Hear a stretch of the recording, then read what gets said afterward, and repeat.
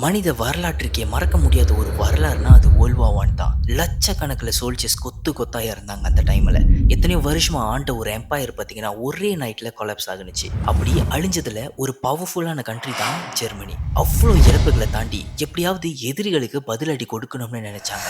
சோல்ஜர்ஸ்லாம் வெளியே சண்டை போட்ட காலத்துல யாருக்குமே தெரியாம ஒரு விஷயம் ஜெர்மனில நடந்துகிட்டு இருந்துச்சு. அடைக்கப்பட்ட கதவுக்கு பின்னாடி நமக்கு தெரியாத ஒரு கூட்டம் பார்த்தீங்கன்னா கேண்டில் லைட்லாம் வச்சுக்கிட்டு டிஸ்கஸ் பண்ணியிருக்காங்க. அந்த டிஸ்கஷன்ல ஏன்ஷியன்ட் காலத்துல பவர்ஃபுல்லான பிளட் லைன்ஸை பத்தி பேசியிருக்காங்க. இவங்கெல்லாம் மறக்கப்பட்ட ஒரு சிவிலைசேஷனை பத்தி பேசியிருக்காங்க. அது மட்டும் இல்லாம இவங்க எல்லாரையுமே தாண்டி ஒருத்தனோட பிறப்புக்காக காத்துக்கிட்டு இருந்திருக்காங்களாம். ஜெர்மனியோட ஃபியூச்சருக்காக ஒட்டுமொத்த உலகத்தையே எதிர்த்து நின்ற அடால்ஃப் ஹிட்லர். இவரை பத்தி கண்டிப்பா உங்களுக்கு தெரியும். ஆனா இவருக்கு பின்னாடி ஒரு சீக்ரெட் சொசைட்டி பத்தி நீங்க கேள்விப்பட்டிருக்கீங்களா?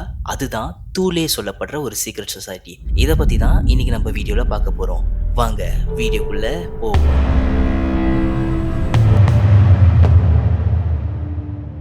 தூலே சொசைட்டி பற்றி நம்ம தெரிஞ்சுக்கணும்னா முதல்ல வேர்ல்ட் வார் 1க்கு அப்புறம் ஜெர்மனி எப்படி இருந்துச்சுன்னு நமக்கு தெரிய வேண்டியது அவசியம். 1918 காலம் அது. அன்னைக்கு தான் போரானது முடிவு பெற்றுச்சு. அண்ட் இதுல ஜெர்மனிக்கு பயங்கரமான ஒரு தோல்வி. 4 வருஷமா பார்த்தீங்கன்னா இந்த போர்ல மீதமா தப்பிச்ச சோல்ஜர்ஸ் ப்ரூத்தலான கண்டிஷன்ல இருந்தாங்க. வேர்ல்ட் வார் 1 தொடங்கின டைம்ல எல்லாருக்குமே நம்பிக்கை இருந்துச்சு, ஜெர்மனி கன்ஃபார்மா வின் பண்ணிடுவாங்க அப்படின்னு நினைச்சாங்க. ஆனா எப்படி தோல்வி அடைஞ்சாங்க என்கிறது அதிர்ச்சியிலே எத்தனையோ வருஷமா ஜெர்மனி மக்கள் காலத்தை கழிச்சாங்க.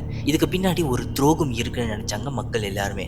இதுல கொடுமையான விஷயம் என்னன்னு பாத்தீங்கன்னா, வார்லாம் முடிச்ச பிறகு ஜெர்மனியானது ஃபார்ஸ் பண்ணப்பட்டு ஒரு அக்ரிமெண்ட்ல சைன் பண்ண வச்சாங்க.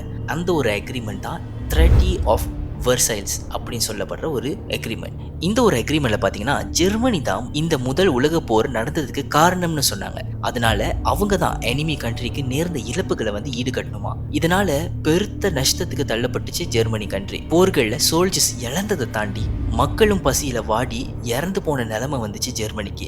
இவ்வளவு இழப்புக்கு யாராவது ஒரு ஆளை பிளேம் பண்ணணும்னு நினைச்சாங்க. ஏன்னா இப்படி ஒரு தோல்விக்கு காரணம் ஏன்னு தெரியாத மக்கள் பாலிட்டிஷியனை பிளேம் பண்ணாங்க. இன்னும் சில பேர் பக்கத்து நாட்டை பிளேம் பண்ணாங்க. இன்னும் சில பேர் ஜெர்மனிக்குள்ள ஒளிஞ்சு கிடக்கிற துரோகி தான் இதுக்கு காரணம் அப்படின்னு சொன்னாங்க. இப்படி நடக்கிற கான்ஃபிளிக்ட்ல மக்கள் எல்லாம் சேர்ந்து பலவிதமான ஆர்கனைசேஷனை தொடங்கினாங்க. அப்படி தொடங்கின ஆர்கனைசேஷன்ல முளைத்த ஒரு மிஸ்திரீஸான குரூப் தான் தூலேன்னு சொல்லப்படுற ஒரு சொசைட்டி. இந்த ஒரு சொசைட்டி என்ன சொன்னாங்கன்னா, ஜெர்மனியானது தோத்ததுக்கு காரணம் மிலிட்டரி ஃபெயிலியர் இல்ல, நமக்கு ஸ்பெஷலான ஒரு டெஸ்டினேஷன் காத்துக்கிட்டு இருக்குதான். அந்த டெஸ்டினேஷனுக்கு உயிர் கொடுக்க போறது தான் இந்த சொசைட்டி. இதெல்லாம் நடக்கணும்னா ஜெர்மனி மறுபடியும் ரீபத் ஆகணும். இப்படிலாம் இந்த சொசைட்டி சொன்னது மனித வரலாற்றையே மாற்ற அளவுக்கு ஒரு டேஞ்சரஸ் மேன் உருவாகுனா, அடால்ஃப் ஹிட்லர். ஜெர்மனி மக்கள் பொறுத்த வரைக்கும் பார்த்தீங்கன்னா தூலே சொசைட்டி 1000 வருஷத்துக்கு முன்னுக்கு அட்வான்ஸான நாலேஜோட மக்கள் இருந்தாங்களாம். அவங்களுக்குன்னு ஒரு வாரியர் கல்ச்சரும் இருந்திருக்குதான். இது எல்லாத்தையுமே தாண்டி மனுஷங்களோட கண் பார்வைக்கு அப்பாற்பட்ட சக்திகளை இவங்க கண்ட்ரோல் பண்ணதா சொல்லியிருக்காங்க. இப்படி சொல்லப்படுற ஹை சிவிலைஸ் ஆன மக்கள் அந்த காலத்துல ஆரியன் ரேஸ்னு சொல்லுவாங்களாம். இவங்களோட தாய்நாடா இருந்தது தான் தூலேன்னு சொல்லப்படுற ஒரு ஐலண்டா. அதாவது ஒரு பவர்ஃபுல்லான ரேஸோட லேண்ட் தான் தூலே. ஆரியன் ரேஸை வச்சு தூலே சொசைட்டியை கனெக்ட் பண்ணி பல தரப்பட்ட கான்ஸ்பிரசி தியோரிஸ் வந்துச்சு. அந்த காலத்தோட ஆரியன் ரேஸ் இன்னும் வரைக்கும் நமக்கு தெரியாத பவரை ப்ராசஸ் பண்றதாகவும், அவங்களுக்குன்னு சொல்லப்படுற ரீச்சுவல்ஸ்ல நமக்கு தெரியாத எத்தனையோ சிம்பிள்ஸ் ரீச்சுவல்ஸ்லாம் இருக்கிறதாகவும் சொல்லப்பட்டிருக்கு. ஆனா இதெல்லாம் அழிஞ்சிருச்சுன்னு பார்த்தா இல்ல, இன்னும் ஏதோ ஒரு மூலையில ஜெர்மனில இந்த ஒரு சொசைட்டி ஆக்டிவா இருக்கிறதா சொல்லப்பட்டு வருது. இப்படி சொல்லப்படுற வதந்தி தான் தூலே என்கிறது ஒரு சீக்ரெட் சொசைட்டியா உருவெடுத்துச்சு. இந்த சொசைட்டியோட ஃபவுண்டரும் வரலாறுல மென்ஷன் பண்ணியிருக்கு. அவரோட பேரு தான் ரூடல்ஃப். 1918 டைம்ல பாத்தீங்கன்னா இந்த சொசைட்டியை தொடங்கியிருக்காராம். இவரும் ஒன்றும் பாத்தீங்கன்னா சாதாரணமான ஒரு ஆள் இல்ல. சீக்ரெட் சொசைட்டி பத்தியும் ஏன்ஷியன் காலத்தோட பிலீஃப்லயும் ரொம்ப ஆர்வம் உள்ளவராம். எத்தனையும் வருஷமா எங்கெங்கயோ டிராவல் பண்ணி சூஃபிசம் பத்தி படிச்சிருக்காரு. சூஃபிசம் அப்படின்னா என்னன்னு பாத்தீங்கன்னா கடவுளோட ஒன்றிணையறதுக்காக ஒரு ஸ்பிரிச்சுவல் பாத் தான் இந்த ஒரு நாலேஜ். அதுக்கப்புறம் அஸ்ட்ராலஜி பத்தி படிச்சிருக்காராம், ஆல்கமி பத்தி படிச்சிருக்காராம். அப்படின்னா ஆல்கமிங்கிற மீனிங் பாத்தீங்கன்னா கெமிக்கல்ஸை பத்தி அவர் படிச்சிருக்காராம். அதுக்கப்புறம் ஹிஸ்டாரிக்னு சொல்லப்படுற ரீச்சுவல் பத்திலாம் இவர் படிச்சிருக்காராம். இது நீங்க நீங்களாம் நினைக்கிற மாதிரி டார்க்கான ரிச்சுவல்லாம் இல்ல. யோகா மாதிரியான மனுஷங்களோட எனர்ஜியை கண்ட்ரோல் பண்றதுக்கான ஒரு ரிச்சுவலாம். இப்படிலாம் படிச்ச ரூடோல்ஃப் ஜெர்மனிக்கு மறுபடியும் வரப்போ ஒரு சீக்ரெட் சொசைட்டியை உருவாக்குனாரு. அந்த ஒரு சொசைட்டியானது ஜெர்மனியோட நேஷனலிசமை காட்டணும், ரிச்சுவலை பத்தி சொல்லிக் கொடுக்கணும், ஏன்ஷியன் காலத்துல உருவெடுக்கப்பட்ட மித்தாலஜி பத்தி சொல்லிக் கொடுக்கணும், இப்படி எல்லாம் ஒரு நம்பிக்கையோட ஒரு கோலோட இந்த தூலே சொசைட்டியை உருவாக்குனாரு. பட் இதுல நீங்களே ஒரு விஷயத்த பாருங்களேன், அவரை சொல்லி கொடுக்கணும்னு நினைச்ச எல்லாமே பாத்தீங்கன்னா ஆரியன்னு சொல்லப்படுற ஹை சிவிலைசேஷனை பத்தின விஷயமா தான் தோணுது. ஈவன் மக்களிடையே பாத்தீங்கன்னா ஒரு பரவல் இருந்துச்சு. யாருக்கு தெரியும், அநேகமா இந்த சொசைட்டியை உருவாக்குன ரூடோல்ஃபே அநேகமா ஆரியன் பரம்பரையிலிருந்து வந்திருக்கலாமே. அண்ட் ஒவ்வொரு சீக்ரெட் சொசைட்டியில் இருக்கிற மாதிரி தான் இதுலேயும் மென்ஷன் பண்ணியிருப்பாங்க. இங்கே பணக்காரனுங்க, மிலிட்ரி ஆஃபீஸர்ஸ், பாலிட்டிக்கில் இருக்கிறவங்க எல்லாருமே போவாங்களாம். எப்போதும் போலுமே மீட்டிங்லாம் பார்த்தீங்கன்னா நைட் டைமில் தான் நடக்குமா. அந்த ஒரு மீட்டிங்கில் எல்லாருமே நார்டிக் மித்தாலஜி பற்றின விஷயங்களை டிஸ்கஸ் பண்ணுவாங்களாம், பவரை பற்றியும் டிஸ்கஸ் பண்ணுவாங்களாம், ஜெர்மனியோட அடுத்த கோலை பற்றியும் டிஸ்கஸ் பண்ணுவாங்களாம்.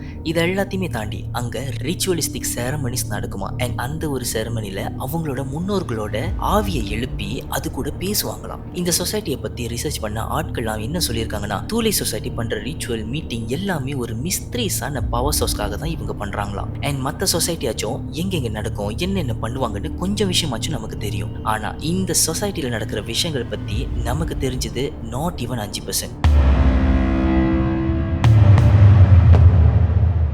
இந்த ஒரு சொசைட்டியோட சிம்பிள் பார்த்தீங்கன்னா இதை ஸ்வாஸ்திகான்னு சொல்லுவாங்களாம். நார்மலாக இந்த ஒரு சிம்பிளை பார்த்தீங்கன்னா கடவுளுக்கு இணையாக நம்ம பார்த்துருப்போம். ஆனால் இங்கே இது சீக்ரெட் சொசைட்டியோட கனெக்ட் பண்ணுறத பாருங்களேன். இந்த சிம்பிள் ரொம்ப டீப்பான ஜெர்மனியோட நாசி படை கூட கனெக்ட் ஆயிருக்கு.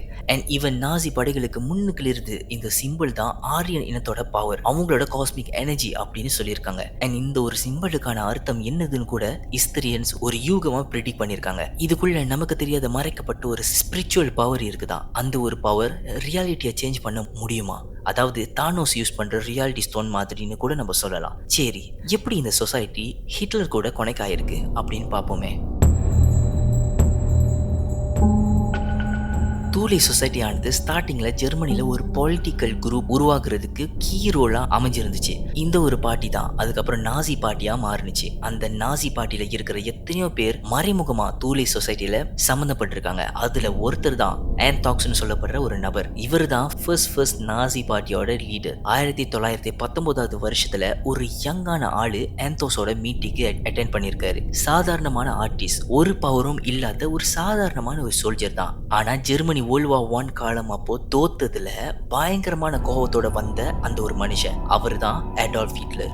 ஆந்தாக்ஸ் தான் அதுக்கப்புறம் ஹிட்லரை தன்னோட பார்ட்டிக்கு இன்ட்ரோடியூஸ் பண்ணாரு. இப்படிதான் அடால்ஃப் ஹிட்லரோட பேரு உலகம் ஃபுல்லா பரவி கடைசியில பெரிய உலக போருக்கு வழிவகுத்துனுச்சு. அண்ட் அதுக்கப்புறம் 1920 காலகட்டத்துல தூலை சொசைட்டி அழிஞ்சிச்சு அப்படின்னு சொன்னாங்க. ஆனா அவங்களோட ஐடியா அழியல, அது பரவுனுச்சு. அண்ட் இன்னைக்கு வரைக்கும் பாத்தீங்கன்னா தூலை சொசைட்டி பத்தின வரலாறு புதைக்கப்பட்டிருக்கு. ஆனா ஒரு விஷயம், தூலை சொசைட்டி பத்தின விஷயம் தெல்ல தெளிவா இருக்கு. கான்ஸ்பிரசி தியோரிகளை தாண்டி இது பவர்ஃபுல்லான சொசைட்டிகளை தாண்டி மறைக்கப்பட்ட ஒரு சமுதாயத்தோட பிரதிநிதி.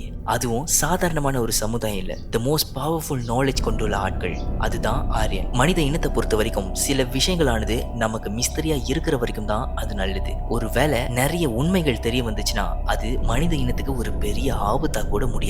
ஹிட்லரை விட இன்னும் நிறைய பவர்ஃபுல்லான ஆட்கள் தூலை சொசைட்டில இருக்காங்க. அவங்களா எங்கன்னு காலம் தான் நமக்கு சொல்லும். அது வரைக்கும் நம்ம வெயிட் பண்ணி தான் ஆகணும். அடுத்த வீடியோல உங்க எல்லாரும் சந்திக்கிற வரைக்கும் டாடா பாபாய் ஃப்ரம் டிகேட் விஷன்.